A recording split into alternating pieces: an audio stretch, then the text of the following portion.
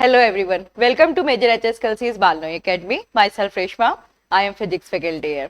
तो आज हम लोग डिस्कस करने वाले हैं अभी एनडीए 2026 का जो फर्स्ट पेपर हुआ है उसके फिजिक्स क्वेश्चंस को। ठीक, हम लोग डिटेल करेंगे, क्वेश्चंस देखेंगे, नंबर ऑफ क्वेश्चंस कितने हैं, उनको कैसे सॉल्व करा है, वो सारी डिटेल्स हम लोग यहाँ पर डिस्कस करने वाले हैं। तो चलिए स्टार्ट करते हैं इस क्वेश्चन को, इस क्वेश्चन पेपर को। तो सबसे पहले थोड़ा सा बताऊं आपको इस क्वेश्चन पेपर के बारे में। ये जो एनडीए का 2026 रिटर्न का हमारा एग्जाम हुआ था, अभी संडे में हुआ है एग्जाम। इसमें फिजिक्स के जो टोटल क्वेश्चंस आते हैं वो 25 आते हैं। जैसे भी पैटर्न में ऑलरेडी आप लोग को बताया जाता है कि 20 से 25 क्वेश्चन फिजिक्स के आते हैं। जैसा कि पैटर्न में बताया जाता है कि यहाँ जो क्वेश्चंस आते हैं वो न्यूमेरिकल लेस होते हैं, मतलब क्या होंगे, फॉर्मूला बेस्ड क्वेश्चन होंगे। ठीक है, तो उसी फॉर्मूला बेस्ड के अकॉर्डिंग ही आपके एग्जाम में क्वेश्चंस आए हैं। कैसे क्वेश्चन आए, चलो सॉल्व करके देखते हैं। Look at this first question here. सबसे पहला जो फर्स्ट क्वेश्चन है वो कहता है एक पेंडुलम है जिसकी लेंथ है L, ऑसिलेट कर रहा है एक एंगुलर एम्पलीट्यूड ऑफ थीटा 60 पर, तब उसका टाइम पीरियड T है। ठीक है, क्वेश्चन को ध्यान से देखिए कि जब ये थीटा 60 है तो टाइम पीरियड T है। डन हो गया, ठीक है भाई। अब वो कहता है कि T not is equal to, let करा this T not is equal to 2 pi under root L by G। ठीक, अब डिफाइन करा है आगे कि T नॉट क्या है।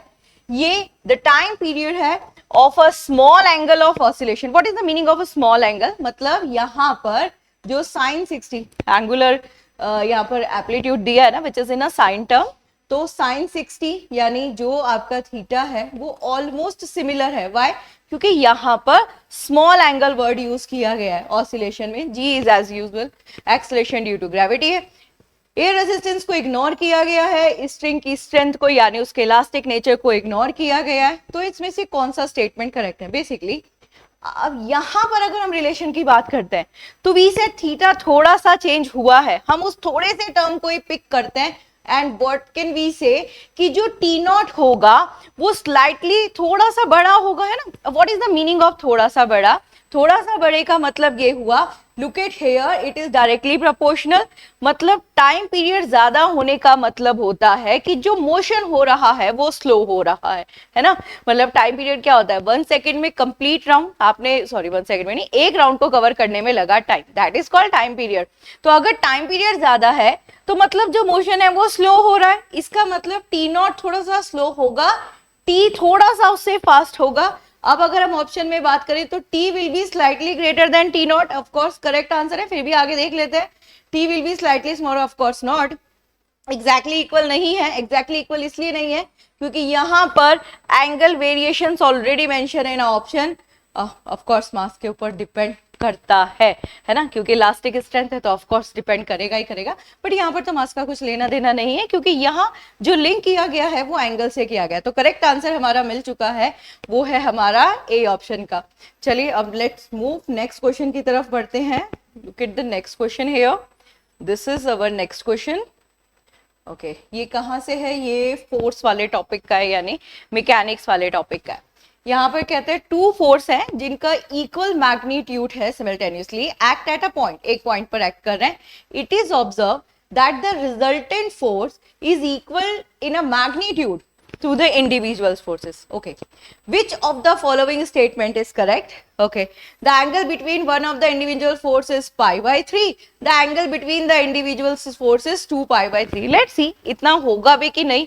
तो हमें यहाँ पर क्या लगाना पड़ेगा, हमें फॉर्मूला लगाना पड़ेगा। क्या था हमारा रिजल्टेंट फोर्स का formula, this is r square is equal f1 square f2 square 2f1 f2 cos theta. भाई यही था, बिल्कुल यही था। अब हमने कहा, क्या कहता है क्वेश्चन में कि जो दो फोर्सेस हैं वो इक्वल है मैग्नीट्यूड सिमिल्टेनियसली, मतलब कि यहाँ पर F आ जाएगा, अगर हम यहाँ पर इसको R को क्योंकि इक्वल बोल रहा है एंड दोनों फोर्सेस इक्वल है, इसको भी F स्क्वायर ले लेते हैं, इसको भी F स्क्वायर ले लेते हैं और ये हो गया हमारा 2f square cos theta. Done है, बिल्कुल ठीक है। ये 2f स्क्वायर आ गया, ये इधर आया, दिस इज माइनस का F square is equal to 2f square cos theta. F square से एफ स्क्वायर कैंसिल करते हैं, कॉस थीटा की वैल्यू आ गई माइनस का हाफ। अब माइनस का हाफ कब होता है, 120 पर होता है। तो 120 का मैं यहाँ ऑप्शन से कैरी कर रही हूँ, दिस इज 2 पाई बाई 6 मतलब इट इज 2π/3, सॉरी 6 बोल दिया ना, 3 है, तो यस इट इज π/3, ठीक, π/3 में होगा, cos में भी होगा एंड 2π/3 में भी होगा, है ना। बेसिकली π/3 क्या होता है, दिस इज 90 30, ये हमारा यहाँ पर ठीक है 60 की वैल्यू हो गई ना, दिस इज 1/2, दिस 60 डिग्री और this is 120 degree, absolutely right. वैसे यहाँ पर ट्रिक भी यूज कर सकते थे हम लोग डायरेक्टली, लेकिन फिर भी ठीक है, हमने इस क्वेश्चन को पूरे को सॉल्व किया और हमारा जो आंसर निकल कर आया है वो दोनों स्टेटमेंट करेक्ट है। लुक एट दिस क्वेश्चन, और यहाँ पे फॉर्मूले में भी देखें तो दोनों स्टेटमेंट करेक्ट है, बिल्कुल ठीक है। अगर आप π/3 लेकर चलते हैं, यहाँ पर π/3 वाले को मैंने यहाँ पे सॉल्व नहीं करा, इसको थोड़ा डायरेक्ट लिख लिया, आप लोग देख लें ये वाली वैल्यू, और यहाँ पर थीटा की जगह पर लगा दिया π/3, cos π/3 की वैल्यू 1/2 है, ये इससे कैंसिल हो गया, दैट्स मीन यस ये इसको भी वेरीफाई कर रहा है, बिल्कुल ठीक है, मतलब दोनों स्टेटमेंट करेक्ट है, ठीक। चलिए आगे बढ़ लेते हैं, नेक्स्ट क्वेश्चन पर आते हैं। Look at the next question. Okay, यहाँ जो नेक्स्ट क्वेश्चन है ये कहता है कि एक सॉलिड है जिसका मास है m, ओके भाई, ठीक है, टेम्परेचर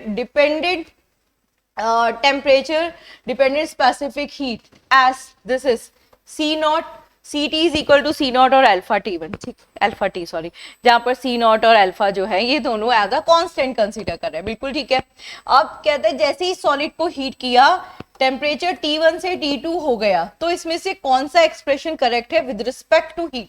सबसे पहले यहाँ पर हमें जो वैल्यू दी गई है वो specific heat value in the sense equation दी हुई है, तो मैं इसको ऐसे लिखती हूँ यहाँ पर CT is equal to C0 plus alpha T, ये क्या है, दिस इज स्पेसिफिक, यहाँ पर स्पेसिफिक हीट दी हुई है। अदरवाइज हमारे पास जो स्पेसिफिक हीट का फॉर्मूला होता है वो होता है mc इंटू डल थीटा या चेंज इन टेम्परेचर, है ना। ओके, सेम यही अप्लाई करा इन द फंक्शन के रिस्पेक्ट में करा है, तो यहाँ पर Q इज इक्वल, ये यहाँ C, दिस इज CT लगा देंगे, दिस इज CT dt, ठीक है। अब m कांस्टेंट है, यहाँ पर CT की जगह पर एक डायरेक्ट ले लेते हैं, दिस इज T1 से T2 लिमिट के साथ ले लेते हैं, और CT की जगह आ जाएगा C0 प्लस अल्फा T, और यहाँ पर dt हो गया, ठीक है। ओके, नाउ अब इसको इंटीग्रेट कर लेते हैं, इंटीग्रेट करके फंक्शन के रिस्पेक्ट में करेंगे, मास को पहले ही कॉमन निकाल देते हैं और यहाँ पर इंटीग्रेशन करना स्टार्ट करते हैं। And when you start the integration, थोड़ा सा डेरिवेशन लंबा है बट हम यहाँ पर थ्रू द ऑप्शन भी डायरेक्ट चूज कर सकते हैं। देखिए जब आप यहाँ पर लगाएंगे, दिस इज फंक्शन के रिस्पेक्ट में कर रहे हैं, तो थोड़ा सा ध्यान देना है यहाँ पर, लाइक सॉरी, हाँ, T1 और T2 के रेस्पेक्ट में। तो अब ना यहाँ तक का जो क्वेश्चन था वो साइंस का था, है ना, फिजिक्स का था, बट यहाँ पर थोड़ा मैथ्स का फॉर्मूला लगा लेते हैं, डायरेक्ट फॉर्मूला लगाते हैं। देखिए जब आप यहाँ पर फॉर्मूला लगाएंगे, दिस इज C0 और alpha, this is T2 minus T1, मैं थोड़ा सा डायरेक्ट करूंगी यहाँ पर, आप डिफरेंशिएशन की वैल्यू को देखना। मैं यहाँ को ना थोड़ा ऑप्शंस ऑब्जर्व करके कर रही हूँ, because you can apply it directly, आप डायरेक्टली भी अप्लाई कर सकते हैं। तो दिस इज फंक्शन रिस्पेक्ट में, of course T2 minus T1 ये वाला एलिमिनेट हो गया हमारा option when we comes on here, तो this is T2 minus T1 alpha and C0 same जाएगा, C0 के साथ में only alpha T1, this is alpha by 2, not, this should be the correct answer. Look at here, if you compare it with this, मैं यहाँ पर इसको बोलूंगी कि आप डायरेक्ट अप्लाई कर सकते हैं। बेसिकली ये फॉर्मूला यहाँ पर मैंने क्लियर कर दिया, ये फॉर्मूला अप्लाई किया, डिफरेंशिएशन यहाँ पे सॉरी इंटीग्रेशन यहाँ पे लगा दिया है हमने dt के रिस्पेक्ट में। ये वाला फॉर्मूला आपका स्पेसिफिक हीट कैपेसिटी का फॉर्मूला है ना, मास इनटू स्पेसिफिक हीट और चेंज इन अ टेम्परेचर। वैसे स्पेसिफिक हीट की डेफिनेशन पता ही है, वो अमाउंट ऑफ हीट जो 1 डिग्री सेल्सियस राइज करने के लिए रिक्वायर्ड होती है। तो यहाँ पर फंक्शन के रिस्पेक्ट में दिया हुआ था, यस एब्सोल्युटली राइट, तो करेक्ट आंसर हमें मिल चुका है, दिस इज सी। वैसे जब भी आपके पास इस तरह के क्वेश्चंस आए तो आपको ये पूरा सॉल्व करने की जरूरत नहीं है, अगर आप 1-2 स्टेप्स भी देखें तो आपको डायरेक्ट आंसर मिल रहा है यहाँ पर, ठीक है। चलिए अब थोड़ा सा आगे बढ़ते हैं, नेक्स्ट क्वेश्चन की तरफ आते हैं, ठीक है भाई, चलिए नेक्स्ट क्वेश्चन आता है। अच्छा एक चीज कॉमन लगी यहाँ पर, अभी बताती हूँ क्या कॉमन लगी। ये इसी इक्वेशन के, यानी जो हमारी आइडियल गैस इक्वेशन है उसी के डायरेक्ट टू क्वेश्चंस आ गए, डायरेक्ट टू क्वेश्चन मतलब बैक टू क्वेश्चंस आ गए। हाँ पॉसिबिलिटीज है ऐसे क्वेश्चंस आने की। अब यहाँ पर कहते हैं क्योंकि हीट में भी आ जाता है ना गैसेस का नेचर, आइडियल गैसेस इक्वेशंस है हमारा, थर्मोडायनामिक्स में हम लोग पढ़ ही लेते हैं ना, तो वहां पर भी आ जाता है, इसलिए वी कैन से कि यहाँ पर यूज कर सकते हैं। जस्ट अ मिनट, मैं थोड़ा सा ना, मैं फर्स्ट वाले क्वेश्चन का एक बार, यस सॉरी, नीट करेक्शन, मैंने इसमें बी मार्क करा, इट शुड बी डी ना, अल्फा बाई टी आएगा, sorry alpha by 2, this should B 2, D option है, ठीक है। हाँ जी, मुझे लगा था कि मैंने रॉन्ग वाले पर टिक करा है, बट अब it is corrected. Like next पर आते हैं, यहाँ पर आते हैं, दिस इज एक सर्टेन प्रोसेस पर रिलेशन दिया हुआ है प्रेशर और वॉल्यूम का आइडियल गैस के लिए, ठीक। अच्छा यहाँ पर ये इसने अपनी कंडीशन दे दी है, this is PV square is equal constant, okay भाई। चलो अब मैं इसको कुछ भी कांस्टेंट कंसीडर कर लेती हूँ, मान लीजिए कि मैंने इसको एक एम वर्ड डाल दिया, that is only the constant है। एनसीईआरटी में आपने बहुत सारे क्वेश्चंस इस तरह के करे हुए, एनसीईआरटी कांस्टेंट लेता है, के ले लेता है सम टाइम, है ना, तो it is completely depends on you. मैंने एम ले लिया, ठीक। आगे पढ़ो क्या कहता है। If initial temperature is T1, okay, and final temperature is T2, the initial volume is V1 and a final volume is V2, तो इसमें से कौन सा करेक्ट है? पहले हम इसको टेम्परेचर के टर्म में निकाल लेते हैं। टेम्परेचर के टर्म में निकालेंगे तो हमारे पास जो फॉर्मूला है वो है PV is equal to nRT, यही होता है ना आइडियल गैस इक्वेशन, ठीक है भाई। हमने ना इस वाली इक्वेशन के थ्रू वैल्यू लगाई, यहाँ पर ये PV स्क्वायर है, तो हम ऐसे लिख लेते हैं इसको, PV into V is equal M, PV की जगह वैल्यू लगा दी, this is nRT into V is equal M, look at here, right. अब यहाँ पर थोड़ा सा ध्यान दीजिए, दिस इज द मोल है ना, ये R कांस्टेंट एंड ये ऑलरेडी गिवन है कांस्टेंट है, मतलब यहाँ पर आ गया T dot V is equal constant, आ गया ना। तो अब अगर मैं यहाँ पर वैल्यू को देखूं तो दोनों में T और V में कैसा रिलेशन आ गया, it is a inverse proportional, है ना। तो अगर मैं यहाँ पर ऐसे लिखूंगी, दिस इज T1 V1, तो ये क्या आ जाएगा V2 T2, तो हमें T1 अपॉन T2 की वैल्यू लेनी है, तो T1 upon T2 is equal to V2 upon V1, look at here. यहाँ पर देखिए रिलेशन से हमने इसको सॉल्व करा, क्या हमारे पास ऐसा कोई ऑप्शन है? बिल्कुल है हमारे पास, this should be the correct answer, ठीक है। ध्यान से देख लीजिए, क्वेश्चन लेंथी लग रहा था, कंफ्यूज करने के लिए यहाँ पर स्टेटमेंट के आगे थोड़ा सा इनिशियल ऐड किया, उससे आगे वाली कंडीशन नहीं दी, तो यहाँ पर कंफ्यूजन बच्चे कर सकते हैं कि भाई PV स्क्वायर था, हमने तो PV इज इक्वल पढ़ा था, तो ये थोड़ा सा मैं बोलूंगी ऑफ कोर्स डायरेक्ट ही है, बट हाँ यहाँ पर कांस्टेंट टर्म में थोड़ा सा कंफ्यूज हो सकता है, लेकिन वो बच्चे जिन्होंने एनसीईआरटी के सॉल्व्ड एग्जांपल्स कर रखे हैं वो इस क्वेश्चन को इजी सॉल्व कर लेंगे, ठीक है। चलिए तो अभी देख लिया यहाँ पर, इसको आगे बढ़ते हैं, नेक्स्ट क्वेश्चन की तरफ बढ़ते हैं, और जो हमारा नेक्स्ट क्वेश्चन है वो है, दिस इज अ क्वेश्चन 55 वाला क्वेश्चन है, ओके। यहाँ पर अगेन वापस से बात करी गई है, this is ideal gas equation की, ठीक है। A process is described, this P is equal to KT, जहां पर K कांस्टेंट है, देखो मैंने अभी बोला था ना K ही लेते हैं जनरली कांस्टेंट एनसीईआरटी में, तो this is K is a constant, okay. तो यहाँ पर K कांस्टेंट है and T is the temperature, okay. ये डन हो गया हमारे पास relation, that is the relation जो इस क्वेश्चन में गिवन है, ठीक। आगे पढ़ो, कहते हैं जो मोलर हीट कैपेसिटी है वो है C, then which one of the following is the correct where the symbols having their usual meaning। अभी हम ऑप्शंस में नहीं जाते, अभी हमें जो गिवन रिलेशन है, जो कांस्टेंट रिलेशन गिवन है, हम उसको अप्लाई कर लेते हैं, किसमें? वही आइडियल गैस इक्वेशन में। We said this is PV is equal to nRT, equation को थोड़ा सा सॉल्व करना चाहते हो, 1 मोल ले लो, n को हटा दो, ठीक। अब कहते हैं PV is equal to nRT, P is equal to KT है, तो यानी मैं इस P को रिप्लेस कर दूंगी by this K and T is the temperature, V is equal to RT, temperature से टेम्परेचर कैंसिल हो गया है ना। अब आपके पास क्या बचा है, this is V, this K and here is a R, as you all knows gas constant, ये कांस्टेंट यहाँ पर ऑलरेडी गिवन है, तो यहाँ पर क्या हुआ, V जो है वो कांस्टेंट हो गया। याद करिए थर्मोडायनामिकल की वो कौन सी प्रोसेस है जिसमें V कांस्टेंट। अच्छा थोड़ा सा ना अगर हम पेपर को ध्यान से देखें, पेपर पैटर्न को देखें, तो इससे जो पहले वाला पेपर था उसमें स्टेटमेंट में क्वेश्चन आया हुआ था, वो प्रोसेस जिसमें वॉल्यूम कांस्टेंट हो उसको क्या बोलते हैं। अब यहाँ पर उसी क्वेश्चन को दिया गया बट थोड़ा सा चेंज करके दिया गया है ना, तो जब यहाँ थोड़ा सा चेंज करके दिया गया तो यहाँ वॉल्यूम कांस्टेंट टर्म, अगर वो वाला पेपर किसी ने सॉल्व किया था तो उसके लिए तो ये वाला क्वेश्चन बहुत इजी हो गया भाई, हो गया ना। वॉल्यूम कांस्टेंट है तो इसका क्या मतलब हुआ, इसका मतलब हुआ आइसोकोरिक प्रोसेस है। कौन सी प्रोसेस है, आइसोकोरिक, डन है। अब आइसोकोरिक का मतलब हुआ कि वॉल्यूम कांस्टेंट, मतलब इसको हम ऐसे लिखेंगे जैसे CV है ना, C इज अ मोलर वाला, अब ये किसके इक्वल आ गया, दिस इज CP के इक्वल आ गया है ना, क्योंकि प्रेशर तो टर्म इसमें रहा ही नहीं, तो ये दोनों एलिमिनेट, और ये कभी भी कांस्टेंट, ये सब तो बिल्कुल करेक्ट हो ही नहीं सकता। तो इजी था, और मैं ये बिल्कुल नहीं बोलूंगी कि ये कंफ्यूजिंग था, ये बोलूंगी कि हाँ ये क्वेश्चन डायरेक्ट ही था, मतलब ऐसा कोई ट्रिकी भी नहीं था, ऑलमोस्ट डायरेक्ट क्वेश्चन था। जब आपको टर्म समझ में आते हैं तो ऑफ कोर्स आपके लिए इजी है। थर्मोडायनामिकल्स के जो स्पेसिफिक टर्म्स है उन्हीं से लिया गया क्वेश्चन है। तो 55 तक हम क्वेश्चन को सॉल्व कर चुके हैं और हम आ गए हमारे नेक्स्ट क्वेश्चन पे। जैसे कि हमने हमेशा पैटर्न डिस्कस किया है कि ग्रेविटेशन मैकेनिक्स में प्रॉपर चैप्टर वाइज डिस्कशन करा है, तो वैसे ही चैप्टर वाइज में ये जो क्वेश्चन है ये है हमारे ग्रेविटेशन का क्वेश्चन, ठीक है। अभी ग्रेविटेशन वाले क्वेश्चन में बात कर लेते हैं, पहले क्वेश्चन को रीड करते हैं फिर उसके बाद इसमें फॉर्मूला अप्लाई करेंगे।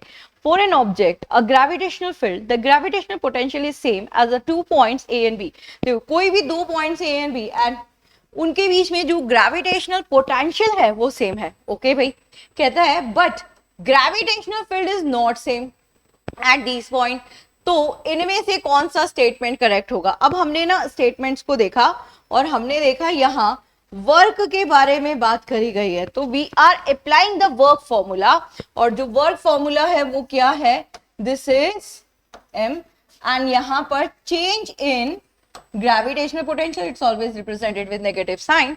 तो अब यहाँ पर चेंज इन पोटेंशियल, ठीक है, ये पॉइंट्स कौन से, दिस इज AB, तो this is VB minus VA है ना, A से B पर ले जाया गया तो this is VB minus VA। Change कर सकते हो प्लस करके, बट यहाँ पर कोई इफेक्ट पड़ेगा नहीं। उसका रीजन ये है कि यहाँ पर सेम दिया हुआ है ना, सेम मतलब ये दोनों आपस में सेम है, मतलब 0 हो गया, तो ये तो वर्क डन वाला 0 टर्म आ गया है ना, वर्क हो ही नहीं रहा, तो पॉजिटिव गया, नेगेटिव गया, यहाँ पर ये रहा। ये कहते हैं gravity must be non conservative in such a region. Actually gravitational जो कांस्टेंट होकर जो फोर्स लगता है, विच इज लाइक जो भी न्यूटन जी ने एक्सप्लेन करा था, ग्रेविटेशनल फोर्स वो कंजर्वेटिव होता ही है ना। तो यहाँ पर ये जो स्टेटमेंट है ये कंसिडर नहीं करेंगे क्योंकि ये तो एक कांस्टेंट फोर्स है, तो ऑफ कोर्स यहाँ ये वाला तो एलिमिनेटिंग ऑप्शन में ही था। वापस से मैं बोलूं तो मुझे लगता नहीं है कि कंफ्यूजन यहाँ पर होगा, ये रिलेशन पता होना चाहिए एंड ऑफ कोर्स ये क्वेश्चन डायरेक्ट सॉल्व हो जाएगा। अब मैं आती हूँ यहाँ पर एनसीईआरटी के टर्म में। एनसीईआरटी में आपने देखे होंगे स्टेटमेंट्स करके ब्रैकेट में क्लोज करके टर्म्स दे देते हैं ना, तो वहां पर एक स्टेटमेंट ऑलरेडी गिवन है कि अगर सेम पोटेंशियल डिफरेंसेस हो तो वर्क डन हमेशा 0 होता है। It is mention but solve नहीं किया हुआ, लेकिन स्टेटमेंट फॉर्म में वो ब्रैकेट क्लोज में मिल जाएगा। खैर जैसे करना है वैसे कर लीजिए। करेक्ट आंसर जो है वो है हमारा डी वाला ऑप्शन, ठीक है। 56 तक क्वेश्चन हो गया। 56 के बाद ये रहा हमारा 57th क्वेश्चन, ठीक है। 57th क्वेश्चन, ये सेट ए है इसलिए इसमें 50 की मार्किंग है। अभी यहाँ पर नेक्स्ट क्वेश्चन पर बात कर लेते हैं। ओके, ये एक पोजीशन वेक्टर है जो ये रिप्रेजेंट कर रहा है, ठीक है, position vector. Which one of the following statement correct, that's mean यहाँ मुझे ऑप्शंस में मेंशन हो ही रहा है कि टॉकिंग अबाउट फोर्स। तो एक काम करते हैं, इसमें फोर्स निकाल लेते हैं, फोर्स और मोमेंटम, फोर्स और मोमेंटम। और ये तो हम जानते हैं कि फोर्स और मोमेंटम आपस में रिलेट करते हैं। ये कौन से करते हैं, न्यूटन सेकंड लॉ से करते हैं। तो जब भी आपके पास कोई इक्वेशन दी हुई हो इन अ वेक्टर फॉर्म, ये रहा, this is T square I cap plus under root 2 T और Z cap plus under root 5k, ये है ना, ठीक है। तो ये जब आप dr अपॉन dt करेंगे तो ये क्या निकल जाएगा, वेलोसिटी निकल जाएगा, ठीक है। यहाँ पर वेलोसिटी निकाला, ये हो जाएगा √2 3t, this is t i plus √2 and this is j, ये आ गया हमारा वेलोसिटी, ठीक है।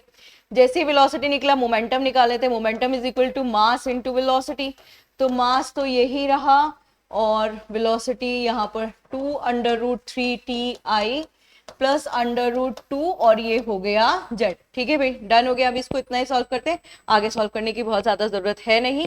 इसके बाद हम लोग बात करेंगे फोर्स की। तो फोर्स जो होता है this is change in momentum, rate of change in momentum.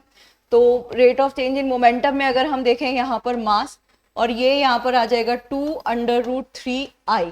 ठीक है, अब यहाँ पर देखिए हमारे पास मोमेंटम भी आ चुका है और हमारे पास फोर्स भी आ चुका है। सबसे पहले क्या देखेंगे, यहाँ पर जो मोमेंटम है उसमें दोनों डायरेक्शंस आ रहे हैं, आई और जे आ रहे हैं दोनों डायरेक्शन। अगर हम फोर्स के बारे में बात करें तो इसमें एक ही डायरेक्शन आ रहा है। न्यूटन सेकेंड लॉ कहता है कि rate of change in momentum, force जो है वो मोमेंटम के इक्वल है, rate of change in momentum के इक्वल है, बट दोनों सेम डायरेक्शन में होने चाहिए। अगर हम यहां पर बात करें तो दोनों का डायरेक्शन देखो, एफ में आई आ रहा है और मोमेंटम में जो है वो आई और जे दोनों आ रहा है।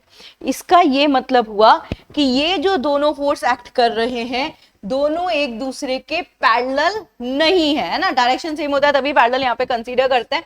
तो ये वाला तो रॉन्ग हो गया क्योंकि ये कह रहा है पैरेलल है। नेक्स्ट देख लें, फोर्स इज परपेंडिकुलर भी नहीं है, ऑफ कोर्स नॉट, क्योंकि फोर्स की वैल्यू आ रही है, we are saying this is not parallel. ठीक है, ओके चलिए आगे क्वेश्चन देखते हैं, आगे नेक्स्ट पर आते हैं। अच्छा, अगर आपको ऐसा लग रहा है कि ये जो क्वेश्चंस है ये न्यूमेरिकल टाइप्स हैं, तो एक्चुअल में ये न्यूमेरिकल टाइप्स तो हुए ही नहीं, है ना। क्यों नहीं हुए न्यूमेरिकल टाइप्स? क्योंकि न्यूमेरिकल टाइप्स नहीं है, ये फॉर्मूला और कंसेप्ट वाइज है। अभी मैं यहाँ पर इसको सॉल्व इसलिए कर रही हूँ क्योंकि आपको डिटेल देना है आंसर्स का, otherwise when you are follow your NCERT तो वहां पर ये सारे जो क्वेश्चंस, सारे तो नहीं, हाँ ये जो क्वेश्चंस आ रहे हैं ये ऑलरेडी वो कॉन्सेप्ट फॉर्म में आपको गिवन है एनसीईआरटी में।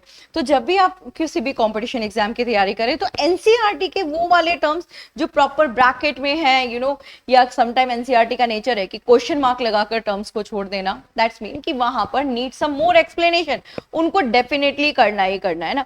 और अगर लास्ट के वो कीवर्ड्स भी देख लें तो बहुत हेल्प मिल जाती है। ठीक है, चलिए अब यहां पर बात करते हैं नेक्स्ट क्वेश्चन की, और नेक्स्ट क्वेश्चन पे यहां पर आते हैं। क्वेश्चन थोड़ा लेंथी बनाया गया है, इक्वेशन ऑफ मोशन वाला क्वेश्चन है, बट बहुत ज्यादा टफ नहीं है अगर ध्यान से देखते हैं।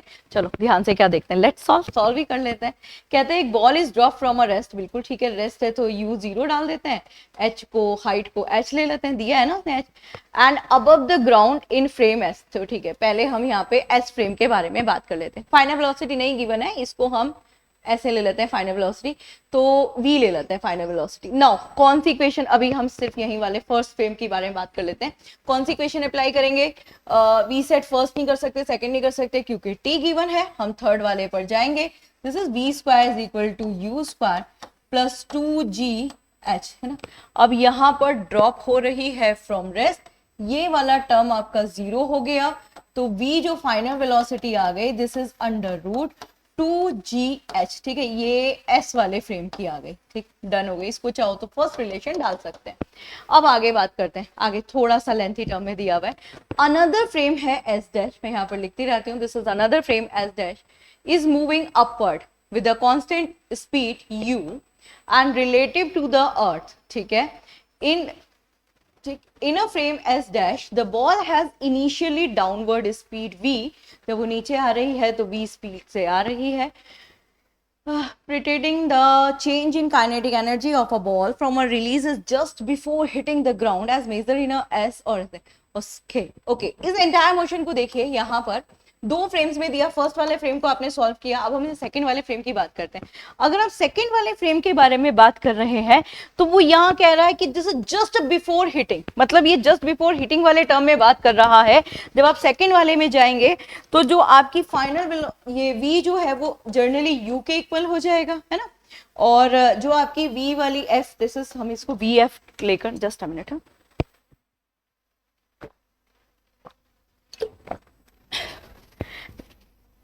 हाँ इसको मैं v डैश ले लेती हूँ, और ये जो v डैश है this is u plus v f, and what is v f here, this is u plus under root 2gh। ठीक है, रिलेशन निकाल लिया, again you applying the same formula, मतलब इक्वेशन आप सेम लगा के यहाँ पर v डैश की वैल्यू निकाल लेंगे।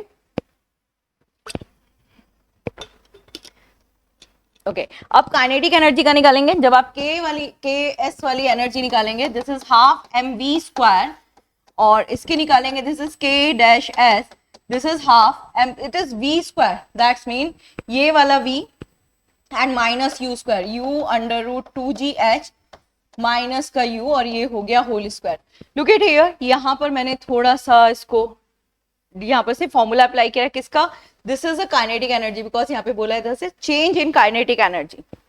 ओके नाउ यहाँ वी एफ ये यहाँ पर रहेगा, this is v f v square under root 2gh, ये आ जाएगी वैल्यू हाफ इंटू 2gh, और ये मास था, ये यहाँ पर हुई काइनेटिक एस वाले जो केस की है, दिस इज टू तो गया, this is g h m, this is m ji h. यहां पर बात करें तो again this is m K dash S, you don't need to be like, आपको पूरी वैल्यू निकालने की जरूरत नहीं है, यहां पर थोड़ा सा ध्यान देंगे, ये u and under root 2gh, मैं से यहाँ पे बताती हूँ, this is u and under root 2gh है हमारा, ओके और अंडर रूट 2gh से minus u and this is the whole square. कहीं ना कहीं अगर आप देख रहे हैं this value is in a form of half, मैं सॉल्व ही नहीं कर रही हूँ आगे, सिर्फ आपको बता रही हूँ, फॉर्मूला यहाँ पर लिख दिया, if you want to solve आप आगे इसको सॉल्व कर लीजिए। ये वैल्यू आ रही है हाफ के टर्म में and this value is direct, this is K S is equal to M ji H, आ गई हमारे पास वैल्यू। दैट्स मीन हमें यहाँ पर पता चल चुका है कि जो ये अंडर रूट की जो के एनर्जी है, काइनेटिक एनर्जी है, इस एस वाले फ्रेम से कहीं ना कहीं लार्जर है ना। अच्छा अगर यहाँ पर ये वैल्यू पूछता कितना लार्जर है, तो हम इसकी वैल्यू को यहाँ पर सॉल्व भी कर सकते थे, बट क्योंकि यहाँ पर हमें कहीं ना कहीं समझ में आ गया कि ये वैल्यू 2gh है and it is in a form of half, आगे जो भी वैल्यूज रहे, तो मतलब यहां पर we will go with this, जहां पर बोल रहा है कि ये एस डैश वाले फ्रेम से हायर है। वैसे डेल के इज लाइक फर्स्ट वाले में तो नहीं, फर्स्ट वाले से ही हमने एनर्जी निकाली है। Okay done. अच्छा इस वाले क्वेश्चन को अगर मैं बोलूं कि किस लेवल पे जाएगा, तो मैं यहाँ ये क्वेश्चन को बोलूंगी कि हाँ ये थोड़ा सा कंफ्यूजिंग क्वेश्चन था, है ना, थोड़ा सा कंफ्यूज कर सकता था स्टूडेंट को, लेकिन मतलब लगा तो डायरेक्ट इक्वेशन ऑफ मोशन का ही क्वेश्चन है। और एक और चीज, ये हमारी एनसीईआरटी का क्वेश्चन है और एनसीईआरटी की एक्सरसाइज वाला क्वेश्चन है, ठीक है। खैर आंसर हमें मिल गया है, लेट्स मूव, आगे बढ़ते हैं नेक्स्ट क्वेश्चन की तरफ। This is our next question और ये आ गया प्रॉपर्टीज ऑफ मैटर मैकेनिक्स का, जिसमें आर्किमिडीज प्रिंसिपल बोल सकते हैं, समटाइम सेंटर ऑफ मास यानी ग्रेविटेशन का भी आ सकता है, और आर्किमिडीज प्रिंसिपल दोनों से रिलेट कर सकते हैं, ठीक है। क्वेश्चन देखते हैं क्या कहता है। एक फ्लोटिंग बॉडी है, इज अ स्टेबल स्टेट, ठीक है। स्टेबल स्टेट में, स्टेबल स्टेट का मतलब होता है दैट रुकी हुई स्टेट में है, मतलब फ्लोटिंग की स्टेबल स्टेट में, ठीक। Which one of the following is correct, the centre of gravity of a body is above the centre of buoyancy. याद रखना, अगर centre of gravity centre of buoyancy force, जो भी बायोन्स फोर्स है, उससे above है, तो it is like it is not considerable as the equilibrium, मतलब स्टेबल इक्विलिब्रियम कंसीडर नहीं होगा। कंसीडर कब होता है, जब वो ग्रेविटेशन के मेटा सेंटर पर लाई कर रहा, मतलब उसके नीचे लग रहा होता है, तो of course not. The centre of gravity of a body is below the centre, no. Centre of mass होगा, this is not centre of buoyancy force, है ना, अगर ये सेंटर ऑफ बियॉन्सी फोर्स ना हटा के से बियॉन्स फोर्स बोलता, तो we can say yes the centre of gravity of a body कौन साइड, यानी एक ही पॉइंट पे, एक पॉइंट पे याद कीजिए, जब भी हम इक्विलिब्रियम के बारे में बात करते हैं तो वी आर सेइंग ना इक्विलिब्रियम टर्म में, तो ये नहीं, ऑफ कोर्स ये करेक्ट है, लेकिन देख लें स्टेटमेंट क्या कह रहा है, the centre of gravity of a body is below the Meta centre, that's I am saying कि अगर मेटा सेंटर से नीचे होगा तभी वो स्टेबल स्टेट में होगा, राइट। दिस इज कॉल्ड, ये अबव है, that's mean it is not considered as a stable state, है ना। ये क्या होगा, द फ्लोटिंग वाली कंडीशन जो हमारी हो जाती है कि भाई जो अपथ्रस्ट फोर्स है, the centre of gravity of a body is above the, मतलब वो ज्यादा है, यहाँ पर बियॉन्सी फोर्स कम है, सेंटर ऑफ ग्रेविटी ज्यादा, दैट मीन ना सिंक कंडीशन, बॉटम में जा रही है। चलें आगे, आर्किमिडीज प्रिंसिपल से इस क्वेश्चन को हमने सॉल्व करा। अब हम आ गए हमारे नेक्स्ट क्वेश्चन पर। नेक्स्ट क्वेश्चन कहता है एक कांस्टेंट पावर है जो मशीन पुल कर रही है ब्लॉक को on a smooth horizontal surface, मतलब इसने यहाँ पर बोल दिया कि ये फ्रिक्शन फोर्स के बारे में बात नहीं कर रहा, ठीक है भाई, नहीं करने, कोई बात नहीं। अब यहाँ पर बात करी जा रही है विच one of the following the correctly describe the relation between. अच्छा देखिए, लुक एट दिस क्वेश्चन, यहाँ पर डेरिवेशंस के बारे में बात नहीं कर रहा, यहाँ सिर्फ और सिर्फ बात कर रहा है रिलेशन के बारे में। तो हम लोग पावर क्या बोलते हैं? पावर जो होता है वो हमारा रेट ऑफ डूइंग वर्क ही तो होता है ना।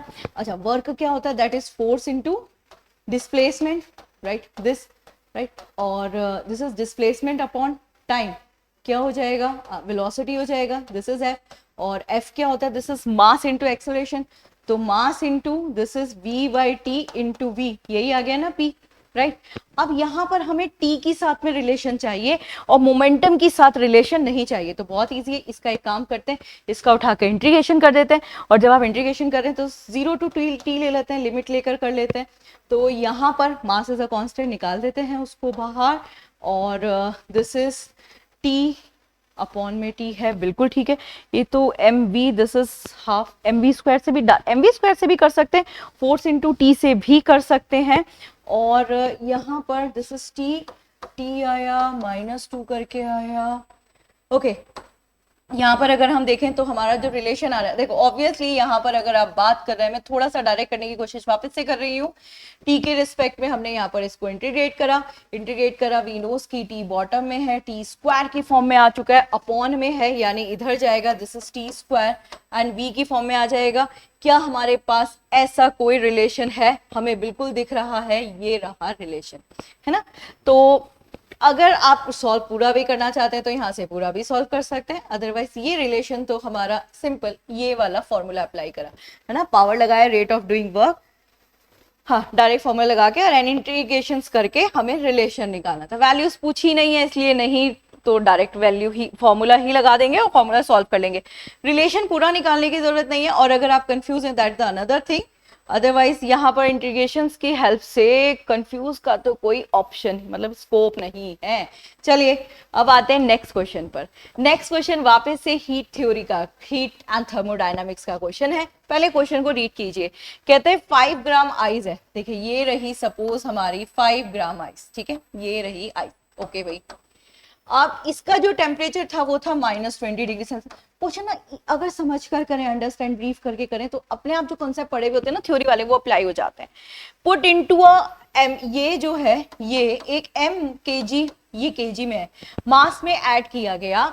ये जो एम केजी था ये वाटर था, ठीक है, और इसका जो टेम्परेचर है वो है 30 डिग्री सेल्सियस, ओके।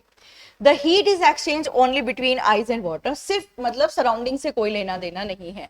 अब वो कहते हैं अगर मिक्सचर का जो टेम्परेचर है वो 0 डिग्री हो जाए इन अ लिक्विड फेज, तो what is the value of m. अब लुक एट दिस क्वेश्चन। अब यहीं पर मैं वापस से बात बताती हूँ कि अगर आप पी वाई क्यूज कर रहे थे, जैसा कि हम लोग बार बार आपको क्लास में बोलते हैं कि पी वाई क्यूज करके जाइए, पी वाई क्यूज में से क्वेश्चन आते हैं, तो ये क्वेश्चन आपका पी वाई क्यू का ही है, राइट। इसमें पहले भी एक क्वेश्चन आ चुका है, उसमें भी सेम ऐसा क्वेश्चन था कि एक आइस है, इट्स अप्रॉक्स 2019 के पेपर में क्वेश्चन आया था। उसके बाद हालांकि उस तरह का कोई न्यूमेरिकल क्वेश्चन नहीं आया था, बट ये आ गया वापस से अगेन। अब इसमें थोड़ा सा कंसेप्ट लगाइए। सबसे पहले क्या होगा, आपने आइस और वाटर लिया है ना, तो कैलोरीमेट्री लॉ लगाएंगे, कौन सा होगा, heat gain is equal to heat loss. मतलब पहले तो कॉन्सेप्ट लगा, this is heat gain, calorimetry law, this is heat gain is equal to heat loss, okay. सबसे पहले देखिए आपके पास 5 ग्राम का आइस पीस है, आपने उसके ऊपर पानी डाला, तो क्या होगा, हीट एक्सचेंज होगी और आपकी जो आइस है वो मेल्ट होगी। मतलब यहाँ पर फर्स्ट वाली अभी हम लोग बात कर लेते हैं, दिस इज गेन के रिस्पेक्ट में, तो आइस में ही गेन होगा, तो ऑफकोर्स पहले हम वो कर लेते हैं, दिस इज जो एक्सचेंज हीट हो रही है। जब एक्सचेंज हीट हो रही है तो आप स्पेसिफिक हीट कैपेसिटी का फॉर्मूला लगाएंगे, this is mass c into del T, या डेल टी कैपिटल वाला टी लगा लेंगे। मास है 5 ग्राम, स्पेसिफिक हीट की बात करें तो 0.5 होती है स्पेसिफिक हीट ऑफ आइस, और टेम्परेचर जो है जब दोनों में एक्सचेंज होगा, दिस इज 20 आ जाएगा, एंड सॉल्व कीजिए, दिस इज 5 5 10 हो गया 1, और ये हमारा आ गया, दिस इज 20 कैलोरी, ठीक है।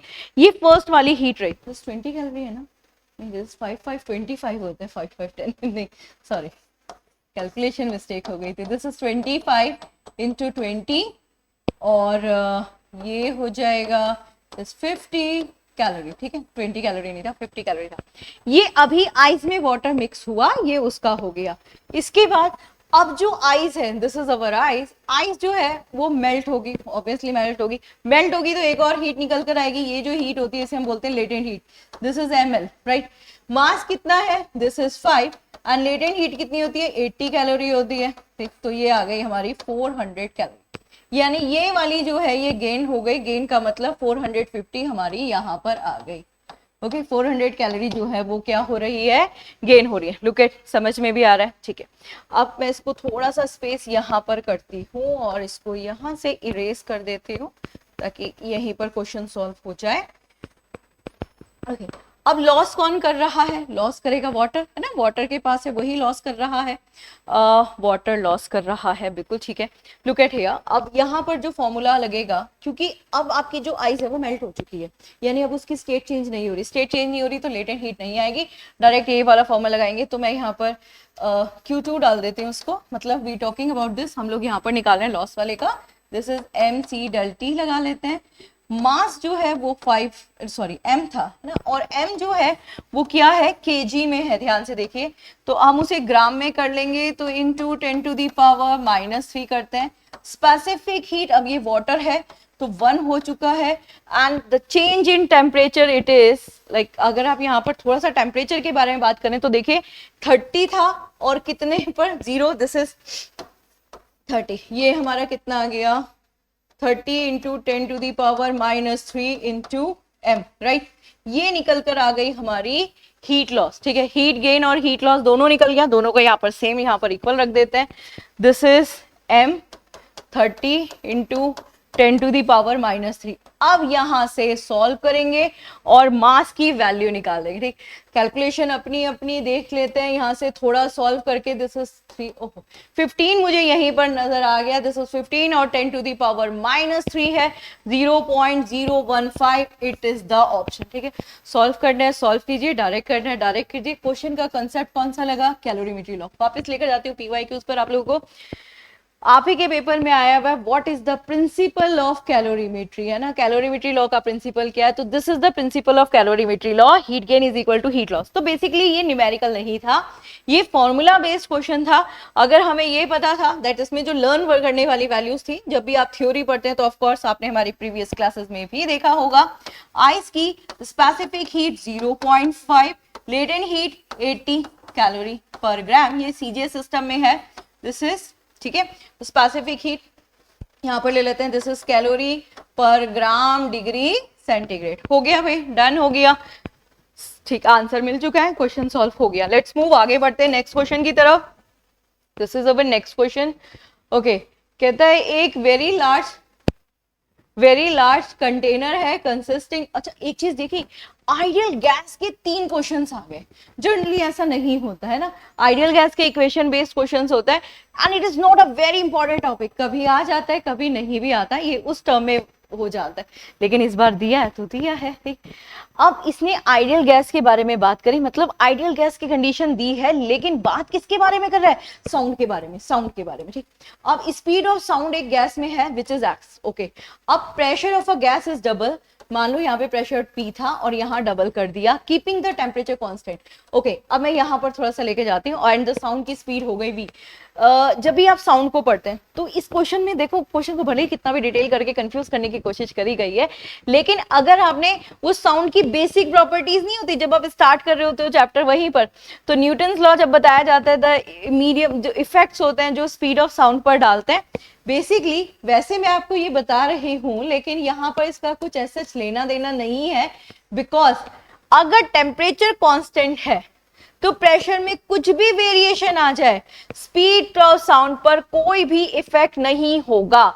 ये ऑलरेडी बहुत सारे क्वेश्चंस में आ चुका है, PYQs के कॉन्सेप्ट में फॉर्म में आ चुका है, बट यहां पर क्या किया गया, सेम इसी कंसेप्ट को समझाने के लिए या कंफ्यूज करने के लिए इस क्वेश्चन फॉर्म में दे दिया। तो अगर आप इसमें उलझ कर रह गए and you applying this formula, तो ऑफ कोर्स कहीं ना कहीं उलझ जाएंगे, लेकिन अगर आपको वो टर्म याद था कि भाई टेम्परेचर कांस्टेंट है तो प्रेशर में कुछ भी चेंज कर लो, स्पीड पर कोई इफेक्ट नहीं पड़ता, तो वी कैन से दोनों सेम होंगे, सेम होता है तो हमेशा रेशियो 1 आता है, ठीक है। तो 62 का ए आंसर हो गया। Let's move to the next question. ये रहा next question, 63rd question. 63rd question कहता है a person jump from a height on a soft sand, ठीक है, मतलब रेत पड़ा हुआ है और उसके ऊपर कोई जंप कर रहा है। तो which one of the following is the correct reason for a less likely injury to the person. सोचो ऐसा ही क्वेश्चन पहले आया हुआ है, बट वो सीडीएस एंट्री में आया था और वहां पर उसको बताया गया था कच्चा फ्लोर है, पक्का फ्लोर है, और इसमें इंजर्ड वाली बात नहीं करी गई थी। उस वाले क्वेश्चन में बात करी गई थी बॉल की, है ना, एक बॉल को डालते हैं तो वो बाउंस बैक हो जाती है। तो सेम थिंग, ये बिल्कुल वैसा ही क्वेश्चन यहाँ पर आया है और ये कहता है ऐसा इसलिए हो रहा है, मतलब अगर आप ये पूछते हैं कि कौन से टॉपिक का क्वेश्चन है, तो ये क्वेश्चन जाएगा हमारा न्यूटन इक्वेशन, मतलब जो हमारी लॉ ऑफ इक्वेशन वाला है वहां से जाएगा। कहते हैं the sand exert no reaction force, that's not possible. The sand reduce the change in momentum, नहीं। The sand increase the impact time, second law हम लोग वो क्रिकेटर वाला एग्जांपल देते हैं ना कि ऐसे कैच कर रहा था, ऐसे कर रहा था, रिएक्शन टाइम बढ़ा तो एक्सर्टेड फोर्स कम हो गया। ऑफ कोर्स ये अगर मोमेंटम इंक्रीज होता तो फोर्स ज्यादा लगता, मतलब वो इंजर्ड ज्यादा होता। तो yes, this C should be the correct answer. मुझे नहीं लगता कि ये क्वेश्चन स्टूडेंट्स को कंफ्यूज किया होगा, है ना, क्योंकि इसमें कंफ्यूज करने का बहुत ज्यादा स्कोप नहीं है। आ जाते हैं नेक्स्ट क्वेश्चन की तरफ। नेक्स्ट क्वेश्चन कहता है an object is placed for beyond, कहां से, ऑप्टिक्स से, beyond the centre of curvature of a concave mirror, ठीक है। थोड़ा सा क्वेश्चन को देखिए, अगर मतलब इमेज फॉर्मेशन अगर आपने करा हुआ है तो ऑफकोर्स कोई प्रॉब्लम नहीं होगी। थोड़ा सा बनाने की कोशिश करते हैं। ये रहा कनकेव मिरर, ठीक है, और the object is placed far beyond, ये सेंटर ऑफ कर्वेचर कुछ इधर की साइड है, ठीक है, centre of curvature. The object is start accelerating toward the mirror, मतलब यहाँ पर आ रहा है। अब ये जो इमेज बनती है, वैसे तो जो बियॉन्ड सी है वो, तो उसकी जब इमेज यहाँ पर बनती है कनकेव में, तो वो यहाँ पर बनती है ना, दोनों हाफ साइज में होती है, यहाँ पर होती है। विच one of the following is correct? The image will accelerate, image भी एक्सेलरेट करेगी toward the centre of curvature. देखिए सिंपल सी बात है, अगर इमेज फॉर्मेशन पढ़ी है तो वैसे अगर हमारी रिकॉर्डेड वाली हमारी जो क्लास वाली पढ़ी है उसमें स्टेटमेंट भी बोला हुआ है मैंने कि जैसे जैसे ऑब्जेक्ट पास आएगा वैसे वैसे इमेज दूर होती चली जाएगी। तो यहां से दूर होकर सेंटर ऑफ कर्वेचर पर आएगी, मतलब हाँ ये थोड़ा सा करेक्ट आंसर हमें मिल रहा है। लेकिन अभी हम और ऑप्शन देखेंगे, मे बी और ऑप्शन और ज्यादा क्लियर करें। The image will accelerate toward focus, नहीं उधर नहीं जाएगी, ये तो रॉन्ग है। The image will accelerate toward the pole, और इधर ही नहीं जा रही है तो पोल तो इधर है, कहाँ ही जाना है ये, मतलब अगर ये करेक्ट है तो ये क्यों नहीं करेक्ट है। The image will move with the constant speed, speed का तो यहाँ पर रोल ही नहीं, क्योंकि अगर यहाँ पर कांस्टेंट बोलता तो बोलता। Yes, the correct answer A हमें ऑलरेडी मिल चुका है, मैं मार्क कर देती हूँ। This is our correct answer. Let's move, आगे बढ़ते हैं। Now come to the next question. Okay, कहता है, पहले क्वेश्चन रीड करते हैं इसको। कहता है एक particle is move from a point X to a Y under a force field, ठीक है, एक फोर्स लग रहा है, उस फील्ड पर कोई भी पार्टिकल मूव कर रहा है। Okay, the work done depends only the initial and a final speed, which one of the following is correct? Okay, देखिए यहां पर कह रहा है पार्टिकल मूव कर रहा है एक एक्स से वाई पॉइंट की तरफ अंडर एक फोर्स के अंडर, ठीक है। तो जो वर्क डन निकालना है, वैसे वापस से मैं वही बात बोलूंगी जो मैं बार बार बोलती हुई आ रही हूं कि ये एनसीईआरटी के डायरेक्ट कंसेप्ट में दिया हुआ है कि अगर यहाँ पर बोल depend only the initial and a final position, तो ये हमारे कंजर्वेटिव वाले फोर्स हो जाते हैं, सॉरी नॉन कंजर्वेटिव वाले फोर्स हो जाते हैं। और जो नॉन कंजर्वेटिव वाले फोर्स होते हैं उसमें नेटवर्क जो है वो काइनेटिक एनर्जी के इक्वल हो जाता है। तो यस, ये करेक्ट आंसर है, लेकिन फिर भी यहाँ पे देख लेते हैं इस वाले ऑप्शन में रॉन्ग हो गया। कंजर्वेटिव नहीं होगा, नॉन कंजर्वेटिव हुआ, फोर्स कांस्टेंट नहीं है, फोर्स फील्ड है। Velocity must be always will, that's not always right. तो we can say this be correct answer है। डेफिनेशन से, कंसेप्ट से आप डायरेक्ट कर सकते हैं। आगे बात करते हैं, यहाँ पर नेक्स्ट पर आते हैं। 1 year of at a planet is 8 times as larger as compared to the 1 year at the earth. Which one of the following correct about the planet? कहां से जा रहा है ये क्वेश्चन? ये जा रहा है हमारे केपलर्स लॉ से। और केपलर्स लॉ में कौन से वाला? जो हमारा थर्ड वाला लॉ था, which is the harmonic law, जिसमें टाइम पीरियड का स्क्वायर डायरेक्टली प्रोपोर्शनल है उनके डिस्टेंस के स्क्वायर में। अगर कंफ्यूजन था तो यहाँ पर देख सकते थे 1 ईयर में जो प्लैनेट है वो 8 times the larger as compare to द 1 ईयर ऑफ द अर्थ। ठीक है, हमारे अर्थ से कंपेयर करके यहाँ पर दिया गया है। तो which one of the following is the correct relation. खैर ये इंफॉर्मेशन मैंने अपने माइंड में फ्रेम कर ली। वाई? क्योंकि ये हमने पढ़ा हुआ था कैपलर्स लॉ में, जो हमारा ग्रेविटेशन का था। क्वेश्चन ऑप्शन देखते हैं क्या कहता है। The semi major axes to a planet orbit is same as the earth. देखिए यहाँ पर वो ऑलरेडी 8 टाइम्स बोल रहा है, सेम तो हो ही नहीं सकता क्योंकि ये टाइम पीरियड इस सेमी मेजर एक्सेस के डायरेक्टली प्रोपोर्शनल है। इस ट्वाइस यहां थोड़ी सी बात कर सकते हैं। देखिए यहाँ पर टी स्क्वायर हुआ है और यहाँ पर जो ए है वो चेंज होगा, क्यूब में है स्क्वायर में है। 1 मिनट के लिए होल्ड करते हैं, सॉल्व करके देखेंगे आगे। The semi major axis planet orbit is thrice, इसको भी क्योंकि जब तक वैल्यू नहीं पता तब तक हम लोग क्या ही बोल सकते हैं। The semi major axis of a planet orbit is 4 times earth compare थे। अब मैं वापस से एक बात बोलती हूँ। हाँ, आपको लग रहा होगा कि बार बार ये बात बोली जाए, इसलिए बोली जा रही है क्योंकि हम लोग हमेशा एक बात बोलते हैं कि एनसीईआरटी का रट्टा मार लीजिए। अगर आप एनसीईआरटी का रट्टा मारते हैं वहां पे प्रॉपर दिया हुआ है कि अगर 8 टाइम्स बढ़ जाए, राइट, तो यहाँ पर वैसे आप टी डैश करके सॉल्व भी कर सकते हैं। दिस इज ए डैश, ठीक है, ए डैश का क्यूब, राइट, 8 एंड 8 यहाँ पर इक्वल रिलेट कर लें, बन गया, फिर यहाँ पे स्क्वायर गया, दिस 64 और 64 जो होता है वो आ गया हमारा, this is the 4 times absolutely.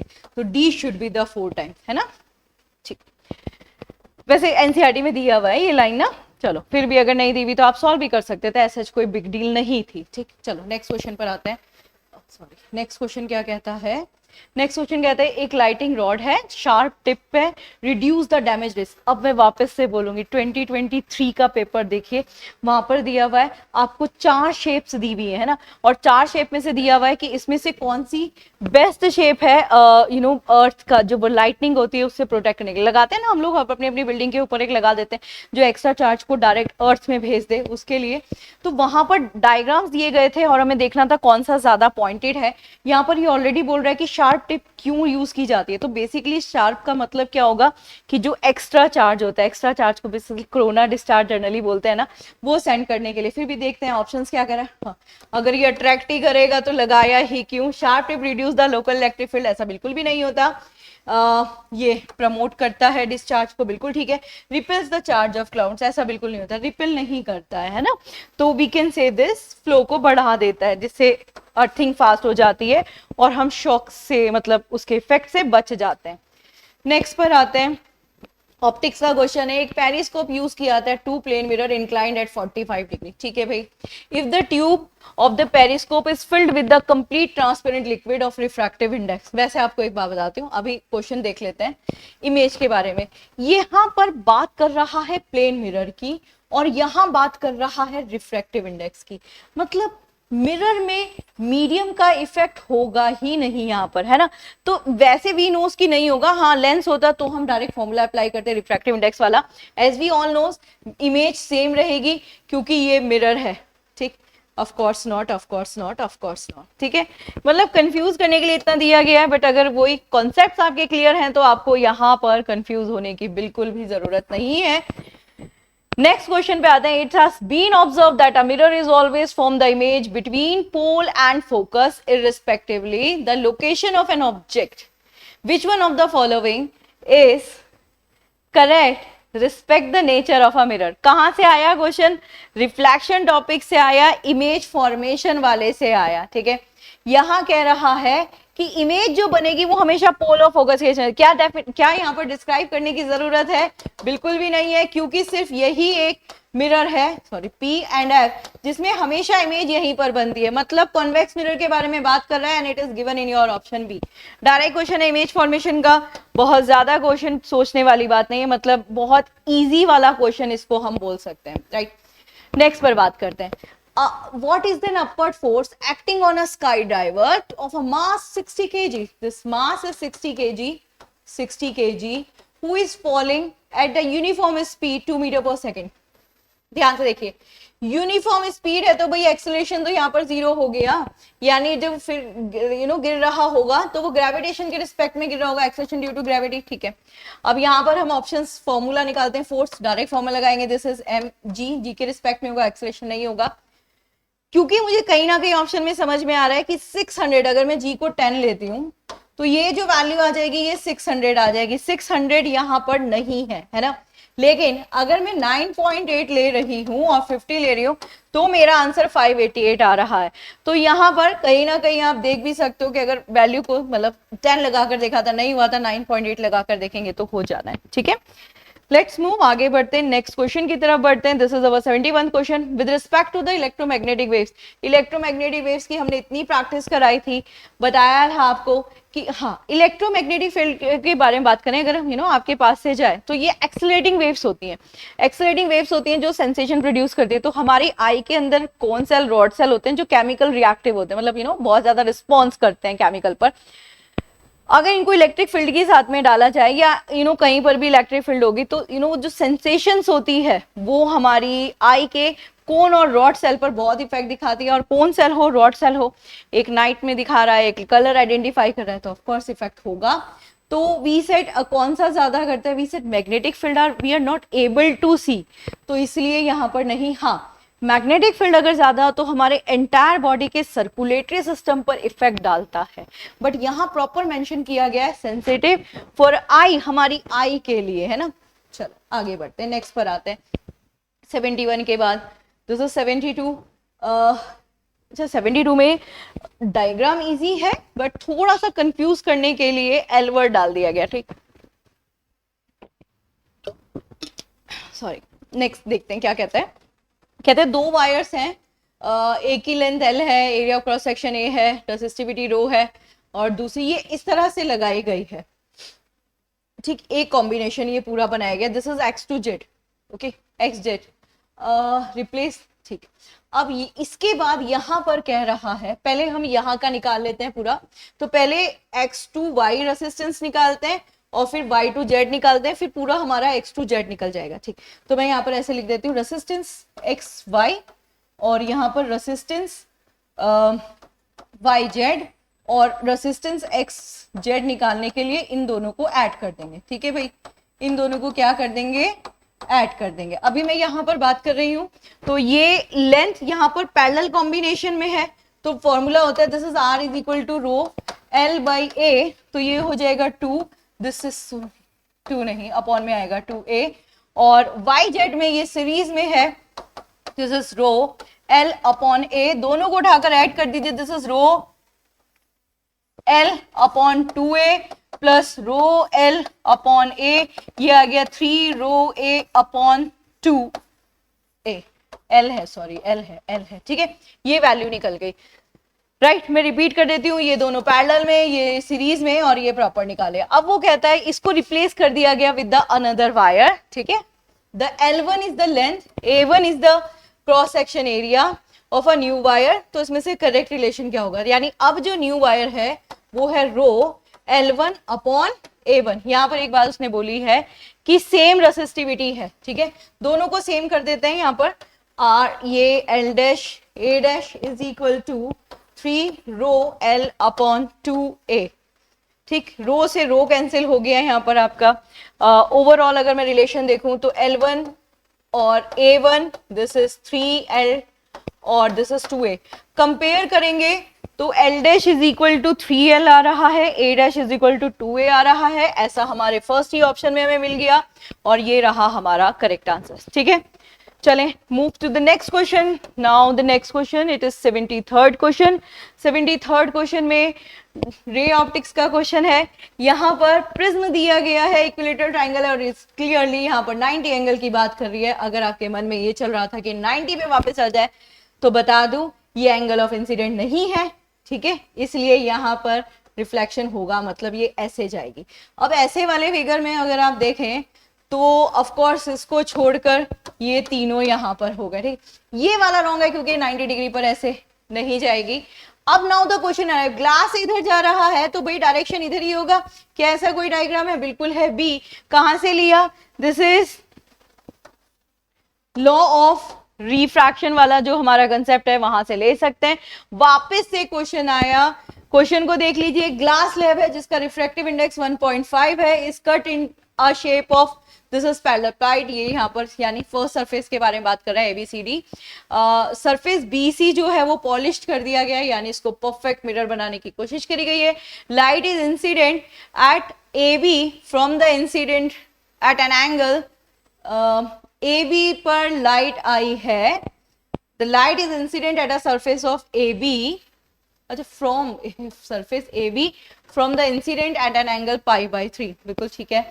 अब इंसिडेंट एंगल दिया हुआ है ना, okay, which one of the following is the correct angle ABC, मतलब आपको इस थीटा की वैल्यू निकालनी है। ओवरऑल क्वेश्चन इतना लेंथी दिया गया है, बहुत इजी सी वे में सॉल्व कीजिए। सबसे पहले नॉर्मल में से जो एंगल ऑफ आपको यहाँ पर इंसिडेंट दिया हुआ है उसको निकाल लेंगे, दिस इज π/2, ये आ गया π/6, आगे π/6, ठीक है। अब π/6 देखिए 90 minus, we consider it at our angle, मान लीजिए हमने उसको थीटा करा, दिस इज π/6, π/6 इधर आ गया और ये हमारा निकल गया theta, this is π/3। Direct answer π/3 is answer, it is in a B option, बिल्कुल है बी ऑप्शन में, ठीक। चलें आगे बढ़ते हैं नेक्स्ट क्वेश्चन की तरफ। अच्छा क्वेश्चन था, इसको थोड़ा सा कंफ्यूजिंग क्वेश्चन बोल सकते हैं। और ये देखिए, ये रहा 75th क्वेश्चन, यानी 25th वाला क्वेश्चन है। आपको टोटल 5 क्वेश्चंस, वो 25 क्वेश्चंस आए, बिल्कुल आए। ग्राफ वाला क्वेश्चन है, वर्क वाले टॉपिक में, वर्क पावर यानी मोशन वाले टॉपिक से भी रिलेट कर सकते हैं, ठीक, इजी है। देख लेते हैं क्या कहता है। ये ग्राफ दिया हुआ है फोर्स और टाइम के रिस्पेक्ट में, मूविंग ऑब्जेक्ट है, हमें क्या करना है, हमें फाइनल स्पीड निकालनी है, फाइनल स्पीड निकालनी है। तो चलिए फाइनल स्पीड निकालते हैं। तो सबसे पहले अगर हम बात करें तो पहले ये मुझे यहाँ पर दिख रहा है, दिस इज ट्रेपेजियम, ट्रेपेजियम का एरिया निकाल लेते हैं। अब एरिया इसलिए निकाल रहे हैं क्योंकि यहाँ से हम किसी भी फोर्स के अंदर, फोर्स और टाइम के रिस्पेक्ट में जो कर्व होता है, कोई भी ग्राफ होता है, वो हमेशा मोमेंटम, चेंज इन मोमेंटम को रिप्रेजेंट करता है, इसलिए। तो ये वाली जो हमारी साइड हो गई, this is 20 minus F, this is 15, ये देखिए इधर से 5 इधर 20, और ये वाली जो हमारी साइड हो गई, दिस इज 25, पूरी 25 है ना, ओके। और अगर हाइट बात करी जाए तो हाइट आपकी 20 हो गई। पैरेललोग्राम के एरिया का फॉर्मूला होता है, this is sum of the parallel side, half the sum of parallel sides into height, and this is height, ठीक है। ये एरिया निकला, ये एरिया कितना निकलेगा, सॉल्व कर लेते हैं इसको, 10 एंड 400, राइट, ये 400 आ गया हमारा एरिया। बेसिकली ये मोमेंटम है, और इम्पल्स जो होता है वो चेंज इन मोमेंटम है। तो इम्पल्स जो है वो डेल पी यानी चेंज इन मोमेंटम, ये हमारा इम्पल्स आ गया थ्योरम से। और मोमेंटम का होता है this is mass into, change करेंगे तो फाइनल माइनस इनिशियल कंसीडर कर रहे हैं कि वो 0 से स्टार्ट हो रहा है, इस VE को 0 कंसीडर कर लेते हैं। This is mass, mass mass given था, इट इज 10, और फाइनल वेलोसिटी निकालनी है, फाइनल स्पीड निकालनी है VF, that is 40 metre second, और ये रहा 40 मीटर पर सेकेंड। सॉल्व, बिल्कुल सॉल्व हो गया। ये थे 25 क्वेश्चंस, राइट। ये जो 25 क्वेश्चंस थे ये हमारे फिजिक्स के क्वेश्चन से NDA के पेपर में थे। सारे क्वेश्चंस को अगर हम देखें तो हमारे जो क्वेश्चंस थे वो मोस्टली 1-2 टॉपिक्स के थोड़े से ज्यादा आए हैं, और जो पैटर्न रहा है वो वही रहा, सारी यूनिट्स को कवर किया गया है। अगर ओवरऑल क्वेश्चंस के बारे में देखा जाए तो 2 न्यूमेरिकल्स थे जो थोड़े से ट्रिकी हो सकते थे, स्टूडेंट को कंफ्यूज करने वाले हो सकते थे, अदरवाइज और जो थे वो ऑलमोस्ट डायरेक्ट ही आए हैं। होप हेल्प मिली होगी आपको, देखा होगा आपने कैसे सॉल्व किए। ठीक है, नेक्स्ट पेपर में मिलेंगे, तब तक थैंक यू एंड जय हिंद।